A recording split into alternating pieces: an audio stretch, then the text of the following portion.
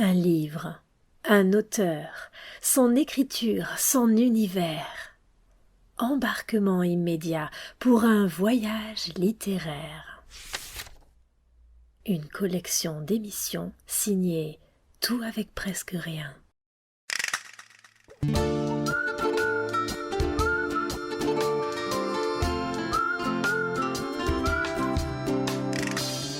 Bonjour, c'est Béatrice. Avez-vous déjà posé le pied sur le sol d'Afrique noire ? Avez-vous déjà senti cette odeur de terre, d'herbe sèche, de poussière ? C'est une odeur qui vous prend à la gorge dès la descente de l'avion. Aujourd'hui, nous partons pour l'Afrique, le Kenya, au pied d'une gongue, sur les hauts plateaux qui entourent le Kilimandjaro.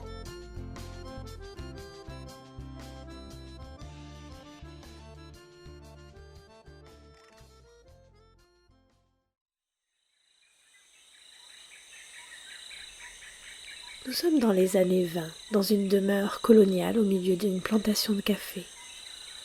Toute la maison est ouverte.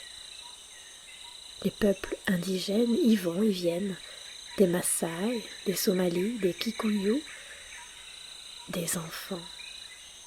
Ils font paître leurs chèvres dans le jardin face à la terrasse.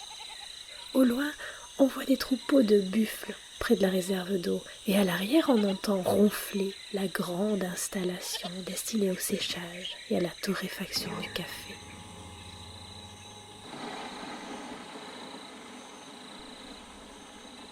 Le décor est planté. Le titre du livre, c'est La ferme africaine. Son auteur, Karen Blixen, écrit des contes et des nouvelles depuis toujours. Mais pour ce long récit de plus de 500 pages, ce n'est pas son imaginaire qu'elle sollicite, c'est son vécu.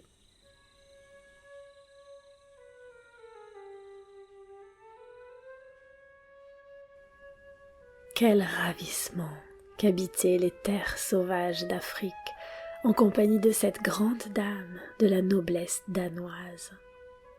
C'est d'un pas lent et assuré qu'on explore avec elle cet autre monde, si loin de tout ce qu'elle a pu vivre jusqu'ici. Avant de reprendre en main la plantation, Karen Blixen est une passionnée de chasse. Elle décrit la savane comme on peint un tableau. Voici quelques lignes du début de ce livre.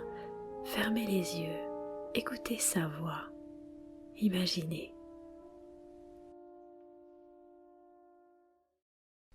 Les Maasai, des nomades pasteurs qui étaient voisins de la ferme et vivaient sur l'autre rive du fleuve, venaient parfois me trouver pour se plaindre qu'un lion suivait leur troupeau et s'en prenait à leurs vaches. Ils me demandaient de l'abattre et je le faisais chaque fois que je pouvais.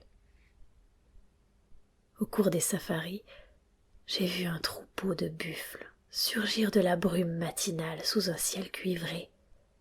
Et j'aurais pu croire que ces lourdes bêtes grises aux cornes puissantes et droites ne venaient pas vers moi, mais qu'elles avaient été créées juste pour mon regard au fur et à mesure qu'elles étaient achevées. J'ai vu un troupeau d'éléphants en marche dans la forêt vierge, où la lumière du jour s'infiltre entre les grosses branches et les plantes volubiles pour former sur le sol des petites taches et des éclaboussures qui semblent avoir un rendez-vous avec le bout du monde. On aurait dit, en format géant, la bordure d'un ancien tapis persan infiniment précieux dans les tons de vert, d'or, de brun.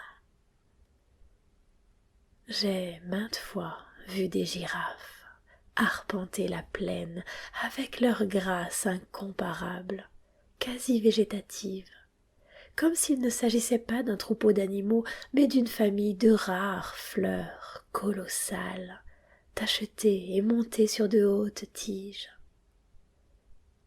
J'ai suivi 2 rhinocéros dans leur promenade à l'aube.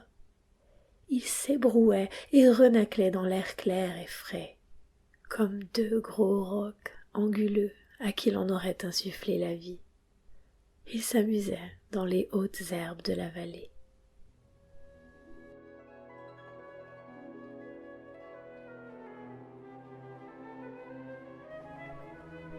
Karen Blixen vit encore en un temps où il sied de chasser et où la place de l'homme se conquiert au milieu des animaux. Rien ne choque alors dans l'idée de chasser, cela semble être inscrit dans les règles du jeu. Arpenter l'Afrique en compagnie de Karen Blixen, ce n'est pas seulement un dépaysement, c'est surtout la découverte d'autres repères. On apprend beaucoup à ses côtés. Voici comment elle parle du mouvement et du silence.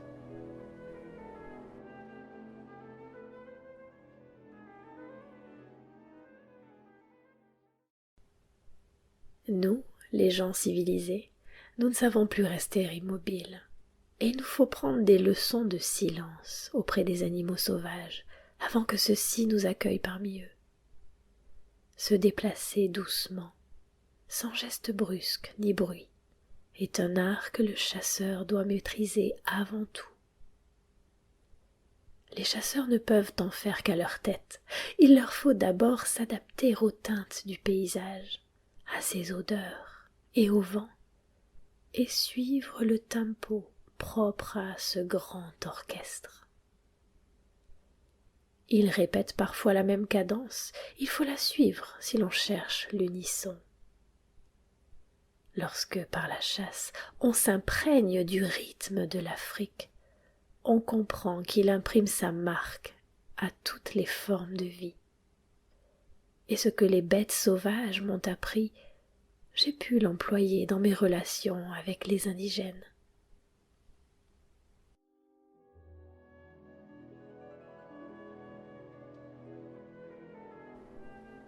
Karen Blixen n'hésite pas à travailler la terre au milieu des indigènes.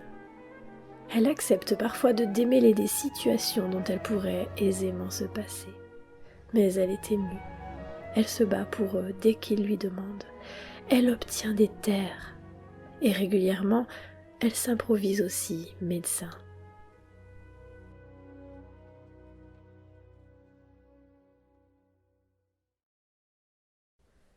Mes patients m'attendaient sur la terrasse pavée devant la maison. Ils étaient là, accroupis. Les vieillards, maigres comme des squelettes, à la toux caverneuse et aux yeux larmoyants. Les jeunes bagarreurs, élancés et imberbes, aux yeux tuméfiés, aux mâchoires cassées. Les mères, avec leurs enfants brûlants de fièvre, accrochés à leur cou comme de petites fleurs fanées. En réalité, j'avais fort peu de connaissances médicales, si ce n'est ce que l'on apprend à un cours de secourisme. Mais ma réputation de médecin avait été établie, une fois pour toutes, après une ou deux cures miraculeuses que j'avais eu la chance de réaliser. Et même les erreurs funestes que j'avais pu commettre ne l'avaient point entamée.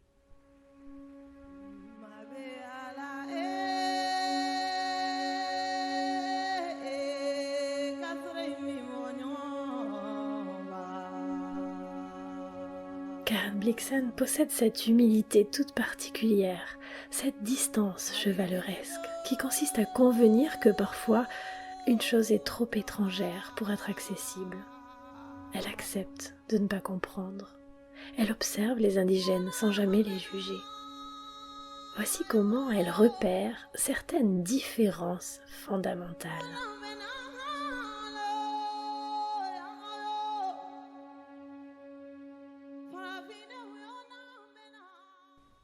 Les Kikuyu s'attendent à l'imprévu et sont habitués à l'inattendu.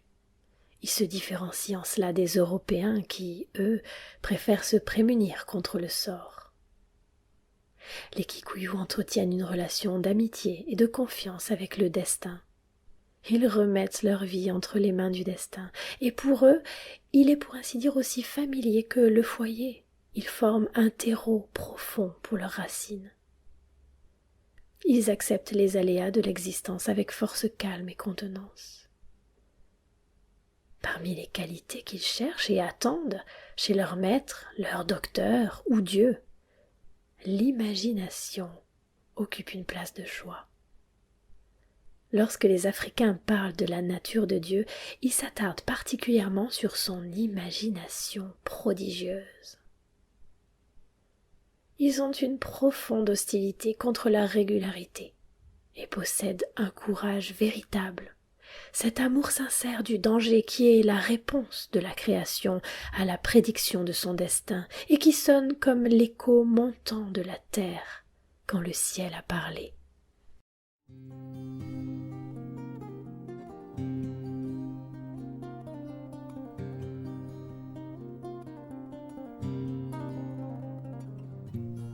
L'imagination. Y a-t-il moyen plus ingénieux pour approcher l'idée du divin ? Placer l'imagination comme valeur suprême, c'est une véritable leçon de philosophie que les indigènes nous apprennent sans en avoir l'air. Tout le livre provoque la rencontre entre deux modes de pensée.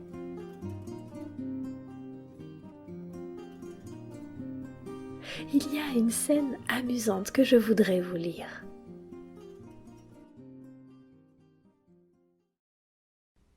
Les enfants nourrissaient un grand amour et de l'enthousiasme pour la civilisation.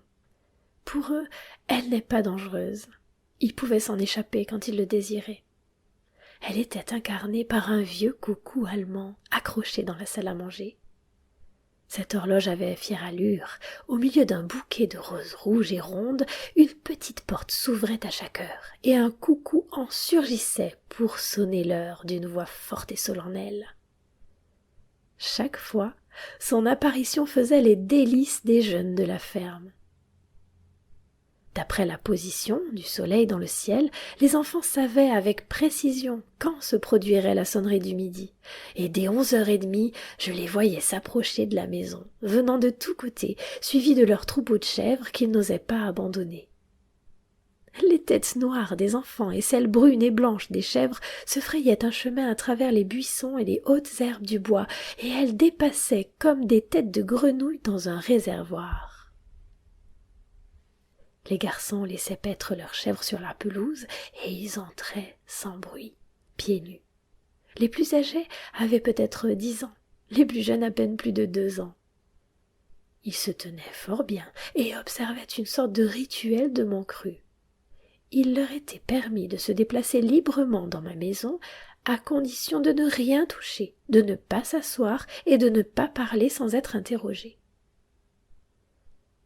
Quand le coucou bondissait de sa porte, une onde de ravissement et de rires étouffés secouait la petite troupe. Il arrivait aussi parfois qu'un tout petit berger reste perdu à contempler l'horloge close et muette, et après un certain temps, lui adresse en kikouillou une déclaration d'amour prolixe et chantante, puis ressorte d'un pas aussi grave qu'il était venu.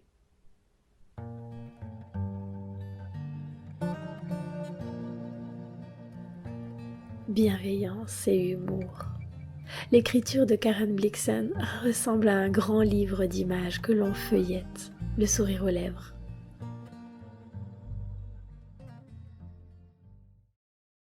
Un des premiers mois qui suivirent mon arrivée en Afrique, un jeune laitier, très timide, vint m'apprendre à compter en swahili. Étant donné que le nombre 9 en swahili a une résonance douteuse aux oreilles suédoises, il ne voulait pas me le dire, et après avoir compté 7, 8, il s'arrêta brusquement, détourna les yeux et déclara « Il n'y a pas de 9 en swahili. » Vous voulez dire qu'ils ne savent pas compter au-delà de 8 ? Non, non, répliqua-t-il promptement. Ils ont 10, 11, 12 et ainsi de suite, mais il n'y a pas de 9. Comment est-ce possible ? Demandai-je avec étonnement. Comment font-ils lorsqu'ils arrivent à 19 ? Ils n'ont pas de 19 non plus, dit-il en rougissant, mais d'un ton très assuré. Ni de 90, ni de 900. Mais par ailleurs, ils ont tous nos chiffres. Ce système me préoccupa longtemps et me causa aussi beaucoup de joie. Voilà enfin un peuple, me disais-je, qui a le courage et l'indépendance d'esprit pour rompre avec la pédanterie de notre numération antique. Lorsque je me mis à développer mes théories et à les présenter à d'autres personnes, elles m'interrompirent et m'éclairèrent. Mais j'ai encore le sentiment qu'il existe une numération indigène sans le chiffre 9, qui fonctionne très bien et grâce à laquelle on découvre beaucoup de choses.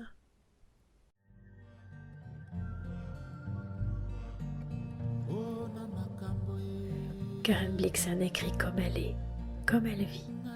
1001 péripéties se passent au sein de son petit monde. Des temps heureux et beaucoup de difficultés aussi. Un incendie qui détruit sa récolte, la faillite et puis le deuil. Au milieu de tout cela, Karen Blixen ne s'apitoie jamais.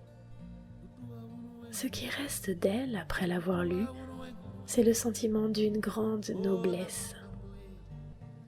Qu'est-ce que la noblesse ? On n'en parle plus aujourd'hui, c'est un mot démodé. Pourtant, la noblesse n'est pas forcément liée à la royauté. La noblesse, chez Karen Blixen, c'est une qualité de regard et d'écoute. C'est l'humble dévotion dont elle fait preuve envers ceux qui ont besoin. La noblesse, c'est aussi cette grandeur d'âme qui efface d'emblée toute consternation, tout accablement, et qui génère l'humour à la place.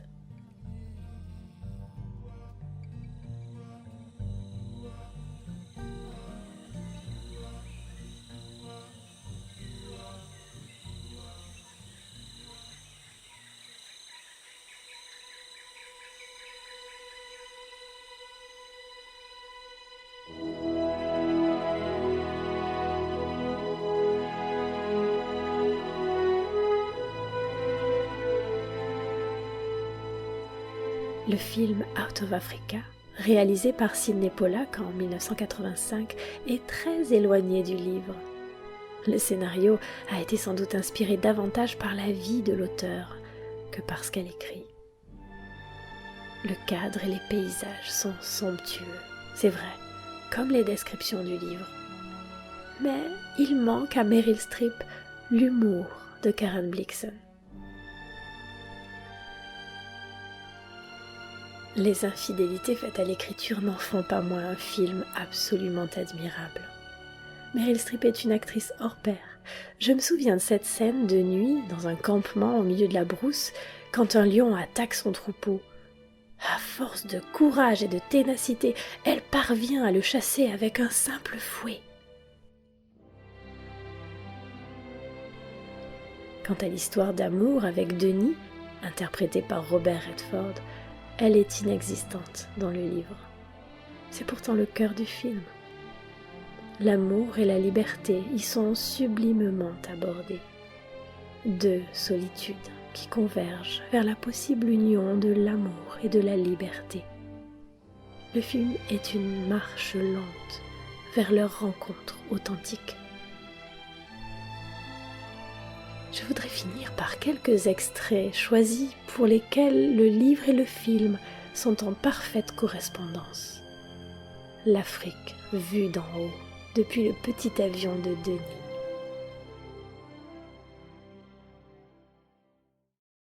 Ici, l'élément essentiel du paysage et de la vie n'était autre que l'air lui-même.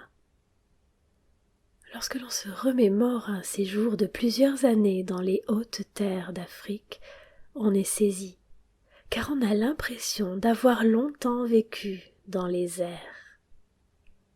Le ciel n'était jamais très bleu, mais souvent pâle et lumineux, que les yeux le fixaient avec peine. Un royaume de nuages immense, impondérable et fluctuant se dressait à l'horizon, le traversait et s'y perdait. Dans le massif, le vent souffle continuellement. À notre altitude, on eût dit la légère résistance de l'éther lorsque la terre se jette dans l'espace.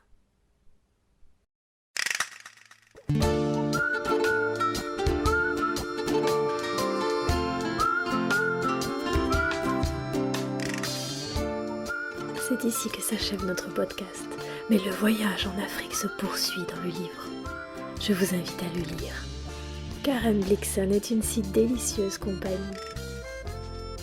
Retrouvez cette grande dame sur la page de notre site qui lui est consacrée. Notre adresse ? toutavecpresquerien.com. À bientôt.